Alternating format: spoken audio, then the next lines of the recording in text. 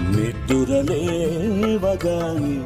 ఊరి మీద పడతాను. అబ్బో నా సాటి వారిని కలుసుకుంటాను. నాలాంటి వారిని కలుపుకుంటాను.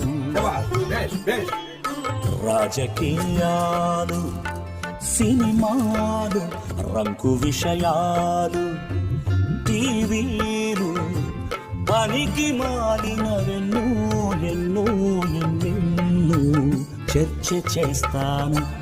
అలా అలా పగలంతా గడిపేస్తాను. సొల్లు కబురులతో బతికేస్తాను. ఇది అందరికీ అంటిస్తాను. ఇలా అందరినీ మార్చేస్తాను. ఇంతకన్నా ఏ